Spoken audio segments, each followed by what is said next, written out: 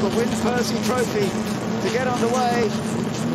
Flag flies, race, start, and it's a good start with the Mazda RX-7. Alex Taylor really getting off the line with that rotary motor, but no, the Escort is coming back even better. The RS2000 takes the lead, and in fact the RX-7 loses out even to a Mini.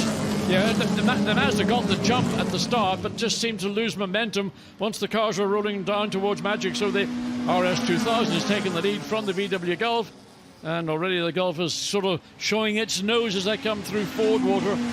So Kerry Michael leading this race at the moment from Jim Morris in second place. But look at what Nick Swift has managed to do in the Mini. No surprises there. The number 60 Mini has got up into third place, having started fifth. We've got a Mini in the background spinning off.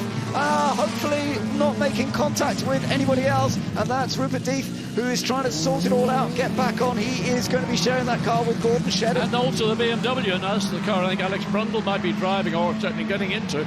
That also went off on the exit of St Mary's. So while the Mini went hop, skip and jump over the grass, the BMW likewise found itself running out of road on the exit of St Mary's. That was very close for things going wrong, but thankfully they managed to sort themselves out very well. We've got the battle for the lead then going on as Kerry Michael in the Escort RS2000 is definitely under pressure from the car that was on pole position. Jim Morris is keeping the pressure on, but you can see all top four cars are close. But the Mini has been passed down the straight, presumably, by the RX-7. That's not a great surprise, is it? No, look who's in fifth place, by the way. That's that little Ford Fiesta that I told you to keep an eye on. So across the start-finish line, the Escort has got the advantage. Arguably, it's got a little bit more straight-line speed than the Mini now. Under threat from the Fiesta. Coming up into Madrid, Mini's going to hold his ground, it does. So the Fiesta will maybe think about an undercut coming out of Madrid, and then think further about, can I make a pass coming down into Ford? Battle for the lead as well, though. Look at this, because now the VW Golf has got the advantage. Yes, and goes in front. So Jim Morris, who did start from pole but didn't get off the line quite as well, he has managed to sneak past Kerry Michael. So it is the VW Golf, and now the Escort RS2000 is coming under pressure from the Mazda RX-7, as Alex Taylor is definitely applying it. But as you said, that Fiesta is going extremely well. Simon Goodlev, he's still having a battle with Nick Swift, but there is a chance that both of them might be able to find a way past the car ahead of them, the RX-7. Well, into Lavant. Well, almost 3 into 1 doesn't quite work, but they got themselves into line. So the Mazda will have the straight line advantage here over the Mini and of the Fiesta. But for some reason, that great start for the Mazda just suddenly tapered away. But now looking to make a move, certainly setting himself up to think about making a move down into Woodcote, trying to find a way past the Ford Escort in second place, but not sufficiently close behind. Well, not far behind. Forget about making a dive into the chicane. It's just not worth the risk. Yeah, taking a slightly defensive line there. I'm surprised that that felt necessary. This was when the Mini lost it, and yeah, Rupert Deeth actually dealt with it pretty well, got on the grass, got back on the power, and was back out again. I think in a Mini, when you go, there's now the BMW, where did that happen? So this is maybe what led to the incident. Yeah. Oh yeah, he got wide and got onto the grass, and the thing just spun across. But with a front-wheel drive car, when you're in trouble, if in doubt, just floor the throttle. But he did get close to that marshalling post, so it got clear anyway. So challenge now coming to second place, Ford Escort from the Mazda. Yeah, so Kerry Michael under a bit more pressure once again from Alex Taylor. Alex Taylor in the RX-7 Mazda, but he's also got to watch his mirrors because Nick Swift is trying to come through on the inside. Doesn't quite happen, but it is very, very close. And all of this battle that's going on for second, third, fourth places is sort of allowing the race leaders to make a break down the inside. Oh, it's always a risky move there. It is, and he's paid the penalty because he had to get on the brakes. He ran wide and allowed the Mini Nick Swift to get up into third place. And also the Fiesta, I'm thinking, well, I'll have a bit of that action as well. So now the Mazda's got to go to defensive on the one hand, go on to the attack on the other hand, and again, straight line performance from the Mazda just sees it's easing its way past the Mini without very much difficulty whatsoever. No, doing a good job down the straight. No great surprise there that it's got the straight line speed. There are very few racing Mazda RX-7s around these days. This one actually has been sort of rebuilt in tribute of Win Percy with its noisy rotary engine. And there's probably only 3 active RX-7s, we think, now in this sort of zone. But it's lovely to see it in this race, the only one in this race, of course. and battling away, potentially for a podium, but it's very early days. 40 minutes to go, and some star drivers who will be waiting in the pit lane to take over these cars in a while. Well, these are the, let's say, I wouldn't call them number 2 or gentleman drivers, but those that are the likely ones to get in and really, really get on with the programme will be sitting in the pit lane waiting to think, are they going to come in at the earliest opportunity, or will it be all about track position, and that's more important sometimes than overall performance. That's Matthew Sanders, who has pulled off, and I wonder if there's a problem with his Triumph Dolomite. That's a bit of a shame there. Not looking as though they're going to be able to get much further with it, and there's still this battle, as you say, going on. Very, very close in the fight with these 3 very different looking cars. The RS2000 still just managing to fend off the Mazda at this stage, but it's getting close. Battle for second, and the Mazda now coming through. Has it got the speed down the straight line? I think it has got just a little bit more straight line speed. But he's got track position, which is the more important thing coming into Woodcote. Now the Escort's trying to go a little bit deeper on brakes to get himself some advantage, but look, clever driving. Yeah. The Ford was in the wrong part of the racetrack at the wrong time, and that's allowing the Mini to get back into this battle for 4th position. 3rd position is the Escort, 4th is the Mini, and in 5th place, that little feisty Ford Fiesta. That was a lovely move by Alex Taylor, the son of Trevor, the owner and builder of the car. So Alex did a really nice job there, and he's got himself up into 2nd position. So that puts Michael, Kerry Michael, down into 3rd position. As you say, he's under big pressure from Nick Swift once again. Here comes Nick. Yeah, so Nick Swift again. It just depends how you come out of Madrick. The Escort's on the inside going into Ford water, so he's got track position. The Mini's got to fall back in line as they now approach the first part of St Mary's. The Mini can afford to go the long way round if he's going to be courageous enough to think about doing it. So let's have a look. Oh, that was an off with a lock up there. Just about managed to save it, staying away from the barrier. That's Tim Crichton, who had that little incident. But thankfully, I don't think any damage was done in the Triumph Dolomite Sprint. Oh, and he got tagged by the Mini, the Metro going into the chicane. Okay. So that was a further contact just at the point of entry. So let's get back and see. So the Mini has got ahead of the Escort. And that was all happening in and around the entry into St Mary's. Yeah, so that means that the Mini currently running 3rd, although down the straight, it swaps back again. Yeah. No surprise there, is it? In the meantime, our race leader has vanished. He's 4.2 seconds at the last time of going across the start-finish line ahead of this battle for 2nd place. And you can see now just how much the Mazda stretched in the space of 1 lap, and it's run away, in effect, from the Escort, the Mini and the Fiesta.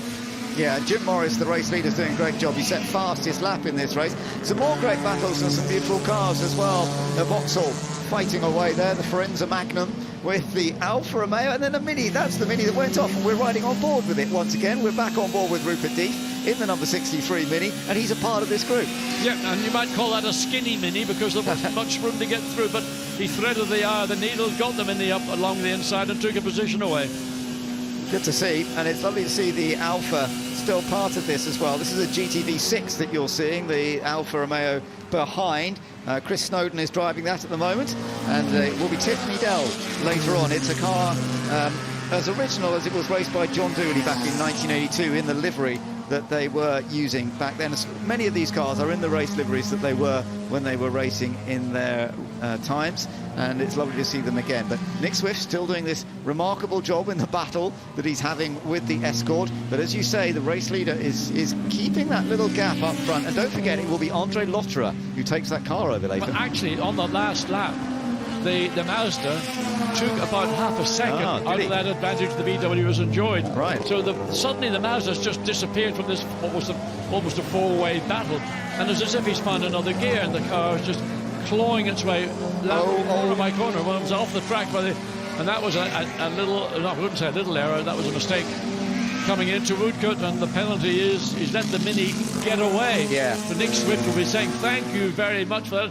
Give me that every day, any day of the week. Yeah, so Nick Swift is in 3rd place now, as you say, and Gary Michael has missed out just a little bit there. He's got back up, but he's now coming under a little more pressure right now. So that didn't quite go to plan. We'll have another look at that in a moment, I'm sure. Just running a little bit too wide down into Woodcote Corner as we go back on board with Rupert Deeth.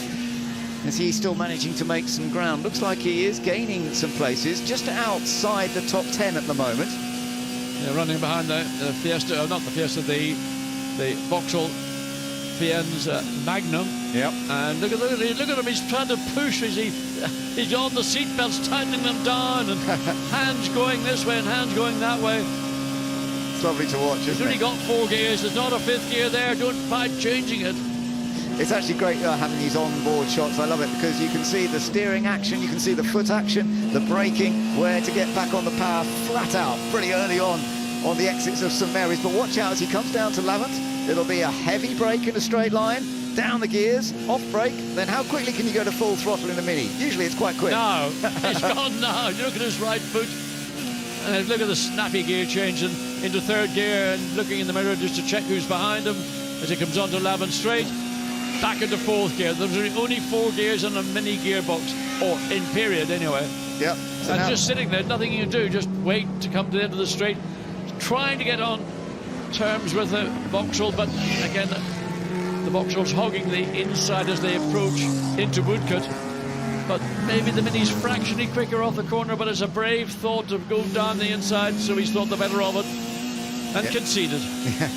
James Alexander is still only just holding on to 10th place though, because he's under pressure again as they come over the line. That Mini is flying, but in a straight line you'd expect the Vauxhall to be quicker, but he's actually got the inside line. This is a perfect move, surely. Yes, that was a well worked out, executed move. He knew, well, that's the only chance he's going to get to find a way around the Vauxhall. Now coming out of Madrick, the run down through Fordwater, the Vauxhall is able just to probably get a car length ahead, gets ahead of the Mini, closes across to take his line into Fordwater, and frustration. I mean, you've done all the hard yards to get ahead, and it's taken away from you within a few seconds. Yeah, because actually he did that at a very good place, and quite sometimes if you get through Madrick well enough, then it works well, but we shall see how this all goes. Is he getting a little frustrated?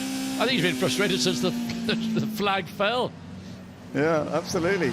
Well, we shall see how this all goes. But there, as you can see, we've got a battle on for the lead. As you mentioned, the Mazda RX-7 has been going quicker and quicker, and he's brought the gap right down now from 3.3 seconds last time. In the space of 1 lap, the gap has gone from 3.3 seconds to their half a second, possibly a little bit more. And all of a sudden, the VW hasn't really lost pace. It's just the Mazda has picked up pace. So the gap is just 0.4 of a second. And I mean, where has this performance come from? I think there must have been an error somewhere. There must have been a mistake for him to be that close. Here comes the Mini once again. Can it get past the Vauxhall? No, not into the chicane. That's not the ideal place, but it was the next corner, wasn't it? Madrick, where he did it last time. Yeah, I mean, I think that you've shown your hand once, and so therefore it has to go back to the battle for the lead of the Mazda coming down into St Mary's, and just going to have to be patient. The straight line performance of the Mazda should be sufficient. As long as it's in reasonably half a second or less contact with the VW Golf. Golf will have a little bit better maybe traction and drive off Lavant here, but it's the straight line performance that we've seen from the Mazda here coming onto the Lavant straight, but not very, slightly wide mid-corner exit of Lavant, so again the gap stretched momentarily. Here we go, we're back on board with Rupert Deep as he is still trying to find a way past James Alexander in that Vauxhall Firenze Magnum. And some places it seems to work, others it's not. Hand up again, Ben! Look at this though, as you say, look, it's so close. Down at the end of the straight, the RX-7 was that much closer to the Golf. So is there going to be a chance, maybe not this lap, but maybe the next lap? Of course, we are getting through the race a little bit more. It'll be a time soon, not quite yet, but when they can start making their pit stops. Well, I don't know what the teams are going to choose to do, because these two cars have now got a reasonable advantage over the leading or the next 2-3 cars up. So do you bring them in and put in, let's say, André Lotterer into the VW and Manuele Pero into the Mazda? I mean, both are super top draw quality professional drivers, and there's the battle going on yet again with the Mini and the Faenza. Was there a touch or not? I'm not sure there was. But he's got past, he's just driven past them as if the Vauxhall's got a problem. All of a sudden, just the Vauxhall lost momentum coming off the chicane, and the Mini just flew past. Now, that might have been catching the curb on the exit of the chicane, whatever it is. Now he's got clear, and he's got sufficient clear air on the exit of Madrick. He should be able to consolidate that third position. Absolutely right, yeah. So that's put him up into 10th place now. So that's good news. Gordon Shedden will be taking over that car when we get to the pit stop time. But the battle up front is still very, very close, as you can see. It's Jim Morris who is leading in the VW Golf GTI, but under the pressure from the Mazda RX-7 of Alex Taylor. And as you were saying, we've got Le Mans superstars. Oh, and look at it goes going down the straight. He's got to move, but he's on the outside. Now depends on the braking, but he's got through. Yes, he has done it. Alex Taylor taking the lead briefly. Can he hold on? I'm not sure he's going to, because up the inside into the chicane, the VW Golf's on the inside, and he has to back out. Wisely too. At one moment I thought he's going to hang it out there, but it was going to mean 2 cars into one would not have gone. But all of a sudden the ground lost midway through that last lap was more than made up by the time they got onto Lavan Straight, but it was always going to be nip and tuck coming through Woodford, who would come out of the chicane first. It's a remarkable race, this, though. It's absolutely fascinating to see how it goes. Remember, this is the Win Percy Trophy.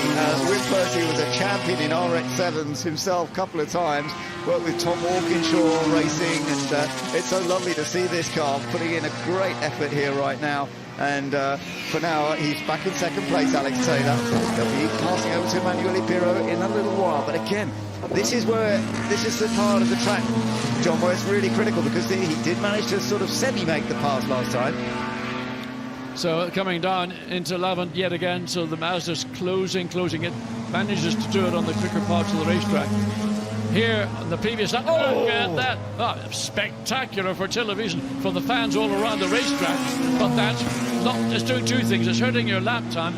It may also be hurting your rear tyres. Right, it is pit lane open time. So who is going to be first into the pits? Are we going to see everybody coming in early, or are we going to see a few staying out? I think we'll see quite a lot of pits, yes, and I'm already seeing a Ford Escort actually heading into the pit lane. Importantly for the VW, it's gotten into Woodcote ahead of the Mazda, and that allows Norris to... Are they coming in? In his case, no, nobody's coming in. No, they're going to stay out. That's interesting. I wondered whether they might do something different. They're only maybe learning properly now that the pit lane is open, but they may well be coming in next time around. Whether we're going to see... Yes, I am seeing a few cars from our commentary position. There are 1 or 2 other cars, but not many of the front runners yet. I think the front runners have stayed out there so far, although actually the car that Jake Hill is going to be running, he is that car, is it? No, I didn't think that had come in. Yes, it has actually, apparently. Yes, it's in the pit. Yeah, Kerry Michael. So that was the car that, of course, was in that battle up front early on. And Jake Hill will be taking it on earlier than some of the other superstar drivers. Of course, in the pit stop, we're not putting on a nice new fresh set of rubber. There's the Escort in the pit lane, and the driver's door is open, so it doesn't look to be a huge amount of urgency. Yeah, you have to do it. You can't do it too quick. There's a 50-second barrier. Okay, so that's why it's not... Exactly. So you have to have a time at one of your mechanics, just making sure you don't go out too early, but it's plenty of time to get the change done, have a quick chat about what's working with the car and what's not, and then go for it. Yeah. So I wonder will it be a different dynamic when what one might call the pro drivers get in behind the wheels of these varying cars. So the VW Golf still leads, but the Mazda's come back. It lost the lead, and sort of the VW stole the advantage, but now the Mazda's right on the hatchback of the VW Golf. Right, are we going to see them coming in yet? Oh, we got a spin. Oh dear, the number 1 Triumph, Orlando Lindsay, has had a spin. No damage done to the car, so hopefully it will be okay. But it gets good style marks. Absolutely, yeah. And also, you're having a little look at the number 40 Toyota Corolla here. This is Matt Green driving it. He'll be passing over to David Brabham in a little while. They're a little further down the... or not too far down. They're in the top 10. Let's have a look at what happened here, John. Okay, watch and see. Did he just get a little too wide and caught the dirt? Well, he didn't even catch the dirt. He just ran off. Ran too wide, way too early coming into Madgwick. So whether he was maybe slightly distracted by watching the cars directly ahead of him, and consequently then the car went into that long looping sort of harmless spin, but of course again it'll not do the tyres an awful lot of good, comes across the racetrack to the inside. Further down the order, can I just tell you, 1 or 2 of the other stars are now out. Tom Christensen is now out on track. Dario Franchitti in a Mini as well has now come out on track. So has Andy Prio. So I think we've got the house captains in their Minis all getting out on track at this time. So they will have a lot of work to do. Look, the Mazda might take the lead again before they stop. Oh, a little clip across the curve, and then he definitely does not want to be on the outside. Oh, he's done it too much. He's gone wide. Just about saved it. Can he get back again? Oh, my goodness. I could see it from the commentary booth, just carrying too much speed. Maybe that was down to the brakes, maybe heavy braking, the speed he was carrying, and braking let the VWR race leader in. So maybe that was just the consequence of those two anomalies. So VW into the pits, Mazda takes the lead. Yeah, it does take the lead, but I think that might be a little error after such a moment for Alex Taylor to be handing over. So Dario, I said Dario Franchitti was out, but that's still in the pits at the moment. I don't know. No, he when you said he was out, he hadn't actually taken over yet. Okay. There's our race leader. The change taking place. André Lotterer getting in behind the wheel of the VW Golf, gets the 6-point seatbelt harness reattached, and he'll dial himself in as we see our race leader having managed to escape. I mean, what was a lurid big slide. I mean, look again, fantastic coming into Woodcote, off the racetrack, back on the racetrack, and now finds himself in the lead, courtesy of Rick Norris going in and handing the leading VW Golf over to André Lotterer. Absolutely, but Emanuele Pirro is still waiting for his chance to get into the Mazda RX-7. So we'll have to see how this does all work out in the end as the driver changes continues. And of course, this could change everything. Here we go then. The VW Golf is back out. In the background, you can see Jake Hill, who stopped a little bit earlier on in the Ford Escort RS2000. That'll be an interesting challenge, because that car is back at the races in effect. So Jake Hill, we know the current British touring car champion, so he will be lasering in the Ford Focus onto the back. The car between them is a car that's slightly out of position in relation to these two cars we're talking about. So he'll be thinking, what can I do to catch André Lotterer? He's not a natural touring car driver, not totally familiar with front-wheel drive touring cars. I am, and I ought to have some advantages. Well, let's see how this all works out. We've still got 23 minutes to go, and with a lot of the superstar professional drivers getting on board the cars, but not in the RX-7 just yet. We've got some other battles to keep an eye on, and it is lovely to see this Austin Metro. I think it's the only one we've got out there. Patrick Watts is taking that car over, and so we shall see how it all works. It hasn't come in just yet at the moment, and Tiffany Dell is going to be taking on the Alpha, and that Alpha looks as though it's coming in this time, so we will see Tiffany Dell climbing on board. And let's also, actually, the Metro's coming in as well, so Patrick Watts will also be taking it on. Is that Metro a Metro or a Metro Turbo? Because I think Patrick Watts might have raced one of those when he was in his full prime.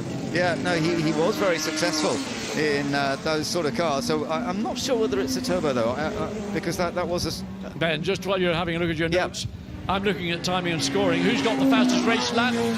Jake Hill in the Ford Escort. All right, that really is interesting. So we do need to keep an eye on the gap. There it is. I mean, 3.4 seconds as they came across the line to go on to this lap. Okay, but of course now they are both back up to speed. It's probably this lap we'll get a bit more of a clearer idea of just what the difference in performance and speed is. But we know Jake Hill is such a talent around this Goodwood circuit, as well as being in British touring cars and being the champion last year. He's got a busy career. He's racing at Spa next weekend. André Lotterer's first flying lap was a 1:36.2. Jake Hill's flying lap, seeing the VW ahead of him, a 1:31.2. Now, André Lotterer's up to speed now, but Jake Hill took full advantage of that slightly earlier pit stop for the Ford Escort to do a lot of good work, and that's what's drawing him closer. 3.4 seconds as they came across the line to go onto the current lap. Okay, so I think you're right. I think we're in for a tremendous battle, potentially building up here for what could be the overall victory. But remember, at the moment, we've not had everybody into the pit. So currently, still leading this race, it is Alex Taylor. Oh, and that was a bit of a slide.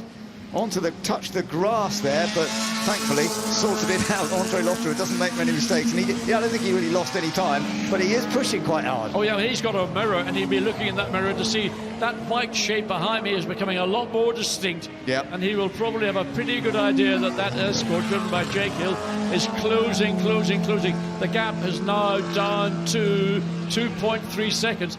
That's over a second and a bit. Right, this is the race-leading car. Is it going to come in this time for Emanuele Pirro? Yes, it is. So this is when we're going to see the swap. That car has a big lead at this stage of 10 seconds, just over 10 seconds, but this is going to be a different story when it comes back out, I am absolutely sure, with Emanuele Pirro, and we will see who is then leading. Will they get out in front, or will it be leading the VW Golf being driven by André Lotterer?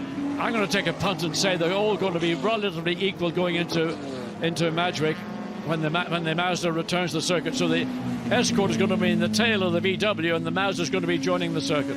Just a quick note, though, the actual current leader now is Nick Swift in the Mini, and he hasn't swapped over to Andrew Jordan, but we know they're both very, very fast. Yeah. So even if Nick stays out a bit longer, they will be doing a good job. So do not discard the Mini, because I know they don't have the straight line speed, but Nick Swift is still out there at the moment.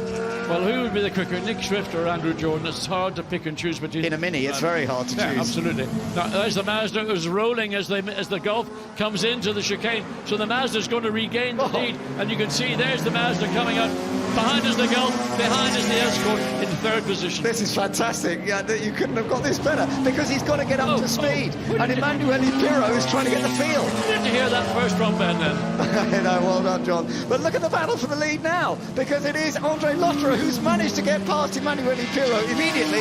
But Pirro, a sensible driver, of course, he knows you can't necessarily do everything on your outlap, but he is now under pressure for second from Jake Hill. Yeah, but remember, Emanuele Pirro's not been in this car since yesterday. He's got to drive himself back in. He's been driving a variety of other race cars, so he's going to take a lap, maybe a little bit longer, to get his brain back into Mazda RX-7 mode. So the leader now coming in, Nick Swift, who had taken the lead with the Mini. We saw him battling with some of those front runners early on, and just dropped back a little bit, of course, with the Mini, and it is Andrew Jordan who is going to take over. Now, I expect they will still come out a little behind, but let's just wait and see where they come back out. Hold your breath, Ben. Okay. It's going to be exciting. It will be exciting to see where they come. We've got 18 minutes remaining. In the meantime, Verstappen still lies with Jake Hill in the Ford Escort, having to make his way through some of the back markers. There's the Mini waiting to be released from the pit lane as the leaders are coming into Woodcote and exiting Woodcote up into the chicane. And I think the Escort is still in the pit lane, a little bit oversteer for André Lotterer, but gathers it all back up. There's the Mini rolling now, so he's going to be coming out. No, he's behind certainly the front two cars. Is he going to come out? And the Mazda. He's coming in. The Mazda's got momentum, so he'll be behind the Mazda. Okay, so he's basically coming out in effectively fourth position, and that is confirmed now, because as everybody, I think, has now made a pit stop. So that means, in fact, actually, the Colburn Jardine car hasn't made a pit stop yet, but that isn't a front runner anyway, so that really doesn't make too much difference, I don't think, ultimately. Yeah, but when you get Tony Jardine behind the wheel, he'll walk on water, even though it's a dry racetrack. Absolutely.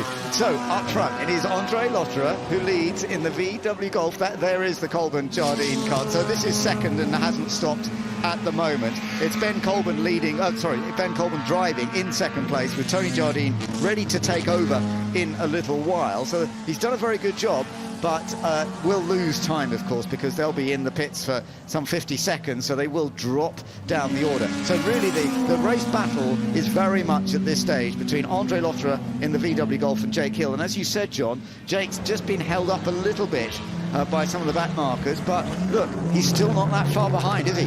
No, he's cleared the back markers. The Fiesta behind, he's managed to clear pretty quickly, and he's now again lasering in to the back of the black VW Golf coming out of the exit of Woodcote into the chicane. And you see the handwork, you can see the flash of the white gloves over the top of the steering wheel. Left, right, get it straightened up, back on the throttle, up through the gearbox, all the way down now into Madrid. Oh, he's loving this. Remember, yesterday he took a brilliant victory in a Ford Capri. It was partly Andy Prio had a problem, although I think there could have been a big battle close between them anyway, even if there hadn't been a problem, because Jake was in great form with the Ford Capri, and he's almost in I think it's very similar in a Ford Escort. He looks just as happy in this one. Well, the funny thing is he's used to front-wheel drive touring cars. He's got a rear-wheel drive Ford Escort. Well, actually, no, he's pretty used to rear-wheel drive touring cars as well, so... touring cars? Are they all rear-wheel drive these days? Yeah, well, not all, but the one he tends to drive tends to be more, but he's got the experience in everything, so we shall see. And as you say, that gap, with the fastest lap that he's just done, 130.2, and he's still gaining just a little bit in each of the sectors. I think we're on for a battle between these two, no doubt about it. Of course, Jake Hill won the championship driving for BMW, which is rear-wheel drive. Exactly, that's right. So he is used to the rear-wheel drive, and we will see if this is going to help him. Certainly the Ford name has been working well for him this weekend, but the VW Golf is still going very well. And André Lotterer, of course, massive experience in all forms of machinery, but he is definitely seeing his mirrors filling up. Oh yes, and it's a slow creep to the back. Tiffany Dell's just had a bit of a moment with the Alpha. Look at this. On the grass. Hopefully no damage done to the car. A little bit of a bounce around. One might say more often than Bob Marley, but we can't really say that, can we? The gap has come down even further as they go over the line. It's down to 0.6 of a second, but there are some back markers. That's going to be a key for André Lotterer, because he needs to thread his way through those cars as quickly as he possibly can. He's going to get past the Opel Manta relatively easily. Then you've got another Ford up front, which is going to be a similar straight line performance to that of Jake Hill, who's following through. So both the leaders have gotten through the first of the back markers relatively unscathed.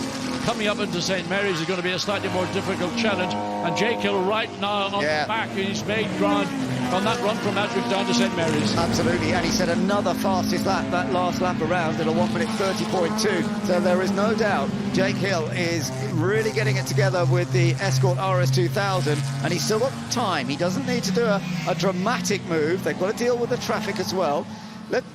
The leader hit the chicane, we're just hearing. So André Lotterer, let's see at this, little tap. I mean, really, for a racing driver, I haven't even felt it. Yeah. And these cars are robust, so that's a polystyrene chicane, so any damage is going to be to the chicane.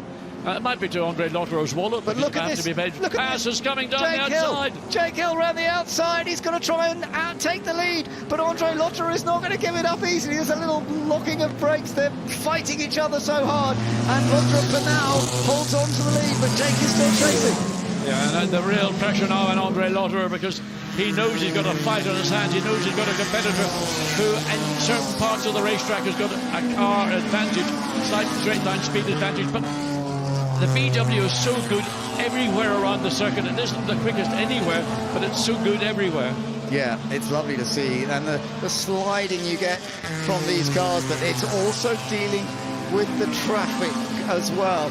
Yeah, going past Romain Dumas, funnily enough, at the moment. Romain Dumas is driving that Triumph Dolomite Sprint, but it's a car that's not quite as rapid at this point, so he's trying to keep out of the way a little bit, and it's Jake Hill who goes past him, but the gap has just opened up a fraction.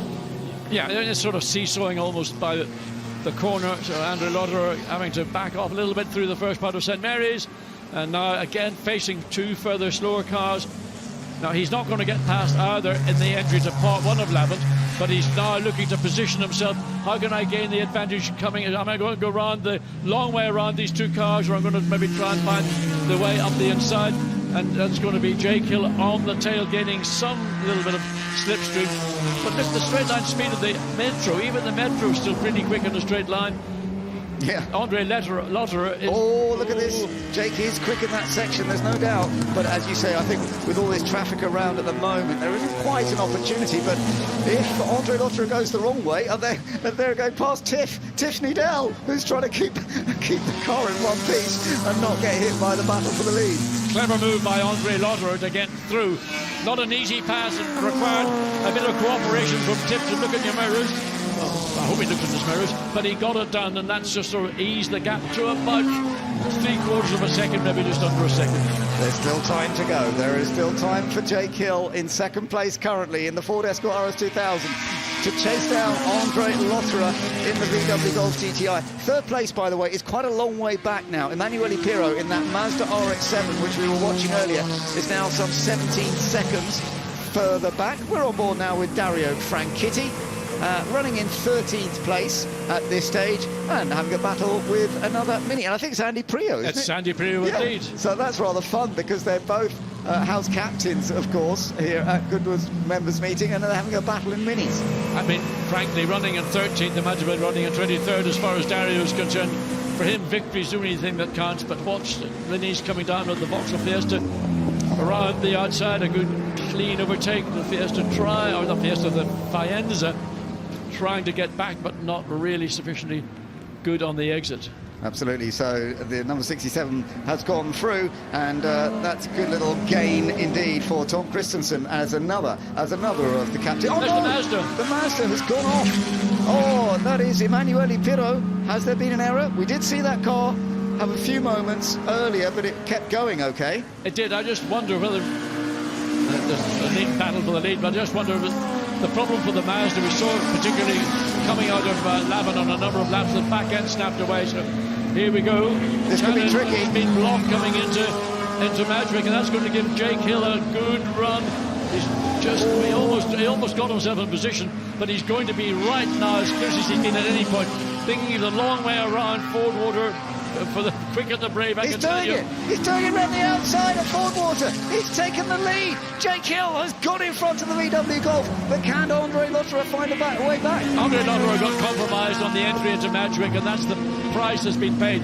Jake Hill saw that, he used it, and he got the run. He took a long, brave run around the outside. But the Escort, you can see it tippy-toeing its way through St Mary's.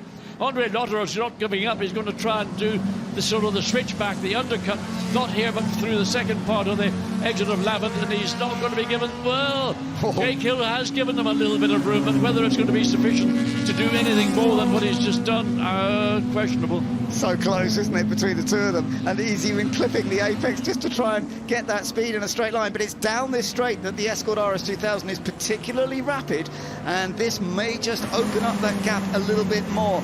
So we shall see. It was a view back from Dario Franchitti. So you're on board the Mini of Dario Franchitti, and you're seeing the leaders in the battle. I expect Dario will be pretty good at getting out of their way. Oh, look at the slide from Jake. Yeah, I mean, everybody is getting to the point where the tires have been getting a really good workout. So on board with Dario Franchitti, and Jake Hill does the job. Good job from Dario, who keeps out of this battle for the lead. Now, whether he knew these were the two lead cars or not, but he knew they were quicker cars than he is, and he gave them ground. And it's Andy Prio, who they've now got to get past in the other Mini, but they're still, oh my goodness, that was close, wasn't it? I think Jake only just quite got out the way, nearly bumped into the back of Andy Prio, but sorted it out, and he is still holding the control. 8 minutes to go. Can he hold on for another victory this weekend at Goodwood in this Ford Escort RS2000? André Lotterer's hoping he can't, because he's keeping the battle on. Oh, hold your breath. What we got? 7 minutes and 45 seconds remaining. André Lotterer has not given up any hope of winning this race, and he thinks, arguably, if I can just keep pushing Jake Hill, force him to maybe push a little bit harder than he might like to do. So safety car is heading out onto the track. This is going to bring everybody back together, of course. We've still got the battle for the lead. What it will do, though, is bring some of the other cars. And, yes, out on the track, the number 1 Triumph Dolomite Sprint. Amy Watts was driving it in the second half of the race, so something's gone wrong with that car, so they need to move it. There is Amy, she's fine. She's just walking down towards the marshals. But they need to get it out of the way. There's an access gate just beyond where the car is, so that could be pushed pretty quickly behind that gate, and the safety car will be out for just under 7 minutes. Well, Jake Hill is going to try and fool André Lotterer, and there's a question of when he decides to go, and what he's going to try and do is wrong foot André Lotterer. It's all in the control of Jake Hill. He can go at any point he chooses from now onwards, and I suspect he may wait until he gets through the chicane before he goes. There he is now. Go, Jake, go! He's flat out straight away, and that actually was a good exit. He dealt with that very, very well, and he's just opened up a fractional lead as the race gets underway. You do have to go over the line before you're allowed to overtake, of course, but everybody now following each other, and you can see André Lotterer having to fight the steering a little bit more, but even Jake was running pretty wide through Madrick.